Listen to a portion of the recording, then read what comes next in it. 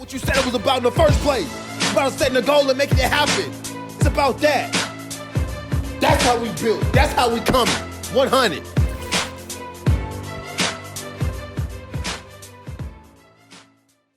Yo, what's going on? It's Kerry, Sloan, CEO and founder of A Running Start Performance, man. And look, so what I got for y'all today is the Be the Light podcast with my boy Jaquan Hemphill, leading rusher in D3. You know, he broke off my little clout I had at Hard Simmons, but dude was a beast. Bringing him on, high morally character guy, strong faith guy. He's going to talk about some of his routines, and we'll talk about his preparation going to the NFL draft here. Hopefully, hoping to get his name called coming from a small school. And then I got another guy, linebacker from OPSU, Diamante Pounds, man. Beast, straight beast. Y'all going to love this. Me and Jerell talking to Diamante, MVP from the Oklahoma Sports Network, 2018. Was a beast when I was coaching him there. I coached him and Jaquan as well, so I know these guys are just monsters, man. We're going to get them on this call. You guys are going to see, you know, what's really driving us, man, what's really pumping us up to get us to be where we are today, because we worked so hard, and we're going to continue to work hard because we're not there yet. And I got these fellas on the call, man. We're going to bring it to you today. Man, get your seatbelt tight, man. Let's go! So, welcome back to the podcast. It's the Be the Light podcast. I'm extremely excited. I got two young, strapping young gentlemen, you know, a very high moral character and really, really good football players that I had the blessing to coach. You know, they got Diamante Pounds down here at the bottom, linebacker from OPSU. He's getting ready to embark on a new journey. He's trying to go and play at the next level. And, you know, being a former player myself, I know how that is and, you know, the mental state that you got to be in. So I wanted to bring him on. And I got another one as well, another great player I coach as well, Jaquan Hemphill, running back from Hard Simmons University. And they play sports, but it's not just about sports. It's about these guys as men. And then my right hand right here, Mr. Jerell Jones. And I'm going to let all of them introduce themselves individually, but I just want to kind of open that up. So go ahead, Jerell, let you take it. First of all, I'm left-handed, so. No, but This dude, man. I'm Jerell. I actually played football at Charleston State University. Coached with Kerry at Hard Simmons University. Coached Jaquan. You know, I didn't coach running backs, but I was on the coaching staff. I ain't Coach Pounds either, but I'm taking it. Oh yeah, you know, we're on the staff that coach. Yeah, we're on so, staff. Yeah, I've been coaching. I went up to Montana Tech, coached football up there. It was cold, too cold, but I just like planting seeds, giving out, being the light. You know what I'm saying? Giving out some knowledge to people, helping the next generation. So that's what I like to do. Go ahead, Quan. Me, Jaquan Hemphill, played at Hard Simmons University. Like Jerell, like being a life from a lot of people. You know, didn't really have a lot growing up, you know what I'm saying? But being able to transition from that and still being like a positive role model, just, you know, just for others and things like that, you know. I think I excel in things of that such. But yeah, trying to embark on a new journey, make it to the league. Play running back, things like that. So we're gonna get right with this little podcast. So Appreciate you. Go ahead, Pounds. Diamante Pounds from Tupelo, Mississippi. Went to East Mississippi Junior College, played 2 years there. Didn't get really the offer that I was looking for, so just followed up on some. Ended up being a two-time All-American at OPSU. Then coming up the spring before my senior year, tore my Achilles. They said I was out. Came back. Still had 100 and some tackles and still wound up being All-American. So I'm really just staying positive and pretty much telling everybody it ain't over until you call it and say it's over. Yes, sir. Amen. like that. Amen. Look, man. I'm thankful for you guys coming on the show. You know, I think it's a blessing that we got to get y'all on here. And you know, I want to kind of go. I'm gonna start with this. When talking about YouTube players, I think about the injuries that y'all went through that ended up, you know, everybody thought that y'all seasons was done. Jaquan, you had the labrum, right? You lost your season. You could have lost your career after that. And you would have had to figure it out next. Ended up coming back the next season. I think being like the number one Russian D3, setting multiple records, basically doing a lot of things that God definitely blessed you to be able to do. And you overcame that pounds with the Achilles. Dude, that floored Kobe Bryant, the late, great Kobe Bryant. And to be able to come back for something like that shows your moral character. And then, to have the honors that you both have, the MVPs and the All-Americans and all that stuff. I know you guys would all trade that in for championships and would trade that in for the opportunity to be in the league and be able to, represent your communities and represent your families and stuff like that. So I'm going to go ahead and get it taken off. And, I'm going to talk about, this youngster right here, Jaquan, real quick, because, man, when I first met him, dude probably weighed like 159-ish, something like that. I don't know. Boy was skinny bones, Jay Jones. Skinny bones. He had no weight on him. He had no weight on him, bro. I was looking at him. I said, Coach, I'm like, y'all got a new running back in. I'm the senior at the time, Pounds. I'm a senior at the time. So he coming in. They said he a new running back. I'm like, running back? Oh, he ain't got no weight. Like, how you gonna talk to mayor? Cause at the time I'm starting, I'm like, man, I'm big dog. So I'm like, you gotta give me a successor. So time kind of goes on, and then we have like a developmental team. We don't have like we don't have a JV or nothing like that. They call it developmental, so these guys are getting ready for the varsity level. And dude was, man, we played every game he going off, him and another cat. And I'm like, damn, how's he going off? Like, he fast, he fast. So I'm like giving him the credit. And then I remember one time, man, I think they put my picture up on the press box, and we was in a meeting, Pounds, and he like 18, 17, something like that. And I'm like, and everybody like, man, Sloan, you on the press box? That's crazy. And I'm like, yeah, that's cool. And then Jaquan, like in the back, he like, that's gonna be me next. I'm like, bro, Pounds, I'm like, you 155. I like what you're doing, but you 155. So long story short, he ends up being a 3-time All-American, 2-time MVP, breaks all the records, and he definitely was way better than I was. but hey, I seen it though. He had it in him from like day one. And then talking about Pounds, man. Pounds, when I first met him, he had a little hoodie on. He had headphones, guys, so he ain't really talking too much. He don't say much. I ain't really know if he was an athlete either, but I knew that we said that we brought him in on some, pretty good money for scholarships, Jay Jones. So you know how that works in the NAIA level. So we brought him in, and man, dude, just a worker, bro. Like, he a worker. He got a different type of drive to him. We in a weight room, and it's just like when he spoke, cats listened like off the rip because they knew how he was coming. They knew that the work ethic that he had, it wasn't like the other cats we had. And then when he got into the field, bro, it was just his talent was undeniable. The cat, he making millions of tackles. We can't run no damn offense. See, I did it. No offensive play. I got mad because I had a flashback. No offensive plays, bro. He ruined everything. My running backs can't block him, Jaquan. You know how I hate that. Yeah. He can't none of them block him in one-on-one. I'm like, bro, I'm stressed. But we get in the games, man. Dude snapping for us. So, I just love seeing that drive in y'all. And man, I just want to know, where did the drive come from for everybody on this call? Because Jay Jones, I know he got it because he built like me. But where did the drive come from you guys, man? I want to know what's the why? What's the engine? So I'll let anybody take that want to take that. Shoot, I'll go ahead and start it up then. Say where it come from. Definitely come from within. Just from like experience, just going through certain things you go through in life. Obviously not one man was going to have it worse than the other, but, what I'm saying, like, just me growing up, one of the mindsets I have was, like, you could always have it worse, what I'm saying, this is a blessing in disguise. So, growing up, like I said, I didn't really have much, and like, my pops did what he could, but he was a working man, trying to make his gains when he could, what I'm saying. But every time he was there, he let me know, what I'm saying, he let everybody know in the stands that he was there. I heard him in a very distinct voice. Some of the things they say, he got kicked out of a couple now. I ain't gonna lie to you. Hey, that's what you're supposed to do. That's what you're supposed to do. That's Pops right there. You feel me? That's Pops. It definitely comes from within. I think I learned that from a very young age. Just seeing just the passion that he had for me. You know what I'm saying?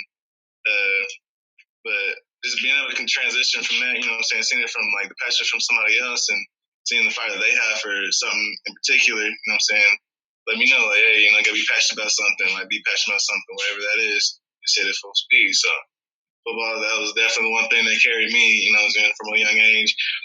Didn't really have like much I wanted to do, I guess, but like once I got into sports, I didn't really start sports until seventh grade, yeah. But hey, took off with it. Found out that hey, that was something I'm good at, so I just wanted to run with that. So, pretty much all I got for that. Yeah. I'm the same way. I started playing football when I was 6 years old, and it was just like I loved it. I loved it. It was like, man, I used to run around the house and break stuff. So my mom was like, hey, you gotta do something else. Get like, out this house. So football was what it was. Yeah. So man, just to hit people, like, like basically beat people up, and nobody, you don't get in trouble for it. Yeah. So like, I just love doing that. But my drive really came from hating to lose at anything. When I was younger, I used to hang out with my big brother. He's 4 years older than me, 5 years older than me, and I used to hang out with his friends, and we would play anything. And I'm, 5 years younger than everybody, and I'm trying to play as hard as I can to win. Yeah. And after I lose, basically because I'm too young, I would cry. And I'd be like, man, like I want to win so bad, So, yeah, I broke a couple joysticks and gained everything. I just hated to lose. So anything I did, we were flipping coins and they got heads and I had the heads and I lost, I would get mad. Competitive. So, yeah, I just hated to lose. So anything I did, even if it's school, life, religion, anything, I wanted to do with all my heart. I wanted to be good at it. I wanted to be good at it. So that's kind of where it came from. It just came from really my competitive spirit. And I ain't gonna lie, you talked about Kobe earlier. When I started watching Kobe Bryant, I just thought how his face would change sometimes. Like, man. That Mamba mentality, dog. Yeah, I need to learn that. So I used to just, Kerry something. I used to lay down and just watch Kobe Bryant highlights sometimes and try to figure out how he made his mind just that focused. Yeah. So I wanted to be that good. It was like, man, he changed. So I can shout out to Kobe Bryant too. He's my favorite athlete. So yeah, just winning that stuff, trying your hardest, like Jaquan said, putting everything into what you do. That's my drive and everything. Yeah, my drive came from in 2005. If y'all ain't know, that's the year when Hurricane Katrina came in or whatever. Mm-hmm. So I wound up getting really sick or whatever, so they had to fly me to the Bonner Hospital, the children's hospital in Memphis. And I wound up having a brain abscess. And the crazy part about it was I ended up being best friends with one guy that was next door to me, and we had the same thing. We both went in surgery the same day. I walked out, and he didn't walk out. I had to learn how to hold a spoon to eat cereal. I had to learn how to walk. I was in the third grade that year, and I had to learn how to start from the kindergarten level all the way back up. And then the doctor was like, some of the stuff that you used to do, you're not going to be able to do it no more. So I'm like, he really just told me what I can't do. So that's where my drive really came from, is somebody telling me, you can't do this right here. I started playing football in the 7th grade, and I ain't put a football down since then. And Coach Sloan can tell you, when I work out, I take all that serious. Yeah. I tell his running backs or his offensive players when they doing hand cleans in front of me, hey, Sloan, don't hand that ball up. Always talking crazy, man. Always talking. And that's just how it was, because nobody ain't gonna tell me that I'm not gonna be able to do something. Yes, sir. I think all that personally, if I can control it, I'm gonna handle it. Yeah. I just keep it up. Gotta pray about it. Stay with faith, but I'm not letting nobody tell me what I can't do if I. Absolutely. And I always stay positive with it. And then football just made it even better. If one just made me mad, I can control somebody not getting in the end zone. I can control all of that. I can control who get the ball. I can control all of it. It's all, and football made it better because all of that was in my hand. I can control all of that. Right. And then to add to what you said, Pounds, you made a great point, man. You can control everything in that situation when you are deliberate in your drive, and what's driving you. You know what your why is. And for me, going back to my playing days, I'm an old has-been now, but going back to my playing days, my drive, man, it was more so behind it was like I didn't like people telling me I couldn't do something. And then it was also like, man, I gotta honor everybody that's ever shown me something, everybody that's ever given me anything. I gotta honor them by going out here and going super, super hard.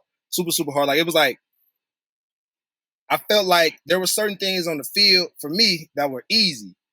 So I was like, if this is this easy, then that means I need to put in more effort. I need to put in more effort. I just need to go harder. I gotta see if I could be the best to ever do this. You know what I'm saying? And in my mind, like that's what I believed. I was always trying to be the best that ever did it. You know, and then that's everything I do. I always drive to be the best. Like not just, you know, doing it to be all right or for team success. Or not I was looking for team success, but like personally, I want everything out of me that I can get out of me. I'm willing to die to get to that level. That's how I was coming. And I'm still that way. And it's transferred since I've been done playing to the other endeavors in my life that I'll go and say I'm going to go do. So right now I'm a teacher. I'm going to be the best possible teacher I can be, period. Because I'm going to honor my father. I'm going to honor my mother. I'm going to honor my grandmother. I'm going to honor my daughter. I'm going to honor every single person that's ever like even blessed me in my life. I'm going to honor them with the way that I go out and do my job, whatever my job is, whatever that entails. And I think that's personal, man. That's personal. That's what turned my whole life around because y'all brothers, y'all done did some successful things. Y'all done went some great places. And we could talk about some of the adversity y'all been through. But for me personally, a lot of my adversity was self-inflicted.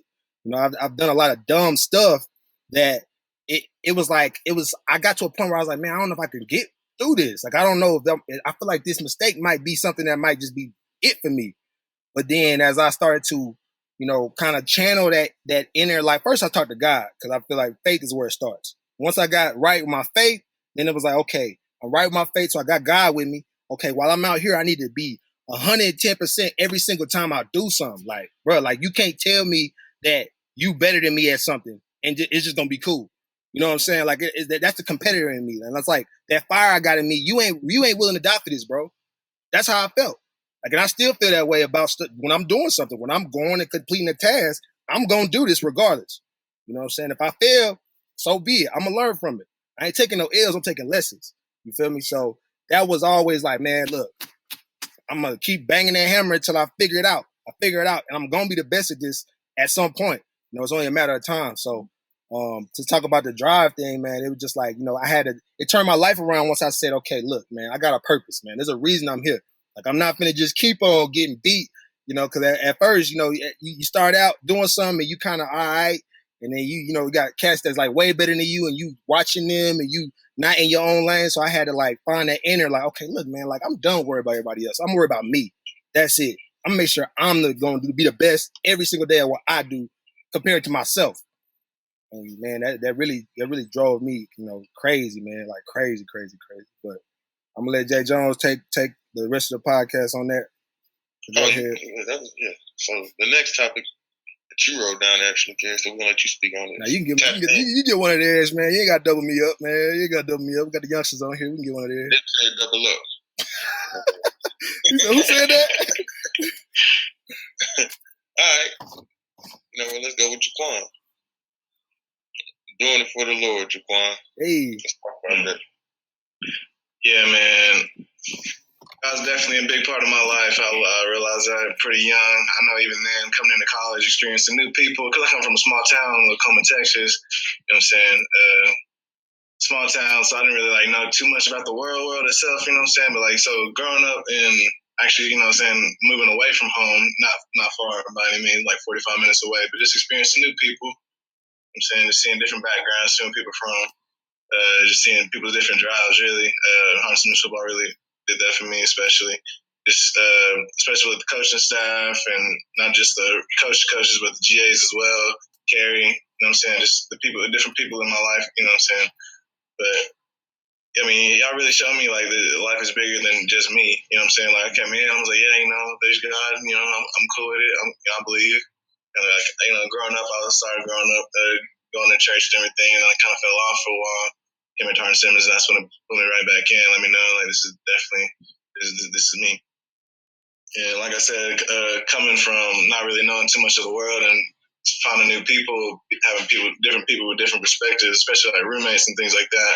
People that aren't so religious, but me knowing that much, and then figuring out why, you know. So it's always like a why. Like I just want to know, like, you know, get different people's outcomes, things like that. But I mean, I noticed that, you know, sometimes like they just wouldn't be so happy with things like that. But then I'm trying to, you know, kind of ask around and like, you know, what's your drive? What's your drive? But it never really was like set in stone. I mean, everybody has their own different thing, but I found out that the Lord is definitely my rock. He holds me together in everything that I do. If I need anybody, He's got me for sure. If I felt alone, He's got me. And growing up, I felt alone a lot, but I was able to pray, and I figured out obviously who He is, and kind of found myself through Him. So definitely playing for Him, and like when I say playing for the Lord, I mean, that's everything you do in every phase of your life. I mean, you can think of the whole life as a game. You know, life is a game full of choices. How you gonna do it? And when life hits you, how you gonna react? Kerry, you know what I'm saying? Jerell, you already know how it goes. I'm saying it's all about react. How you gonna react? Things don't go your way. Don't say, "Oh man, I wish." Like, no, what I'm gonna do? Yep. What I'm gonna do? You got the power to respond. The next step in the process. That's all I look for. What's gonna pop up next? And the Lord definitely kept me right, kept my head on straight, and He definitely led me in the position I am here now. So I definitely think I'm here for a reason. Whether this falls through or doesn't, you know, it's not up to me. Yeah, you know what I'm saying? It ain't yours. It ain't yours. Exactly, but I'm gonna continue doing it. You know what I'm saying? My path that I feel like he put me on, that He feels like that I need to be on, and I feel like I deserve because I'm going through Him. So, and then going to what you said, Jaquan. You know, when I went to Hardin Simmons, I had the blessing of being able to go to a Christian university where, you know, we had to go to chapel and things like that. But you know, I didn't grow up in the church. You know what I'm saying? Like, it was self-research for me to learn about God. You know, I did a lot of self-research. I kind of did my own type of studying and trying to figure out, like you said, kind of figuring out that why. And then when I found God, man, and I feel like I got closer, then I think Jerell has said it before on one of the different podcasts I've had, you start to hear that voice. You know, you start to hear that you have a conscience. It's like a counsel. You know what I'm saying? It's like every decision you make, it's you and God. It's like you about to make a decision, and He like, all right, so what you about to do? And you like, man, well, I really want to do that. Be like, what you gonna get if you do that? And you like, And he's like, all right. It is like you make decisions like that. And then when it's like that, you have a team. And I'm so used to being a part of a team that I think once I found God, it was like, man, like now I feel so confident in my decision making. It's like, man, look, I'm gonna do this, and it's done because God told me it's done. We talked about it. I prayed about it. You know what I'm saying? I got on my knees. We talked about it. Hey, it's done. And, you know, I'm gonna go out here in the flesh world and give it 110% because I know if it kill me, then I'm going with Him.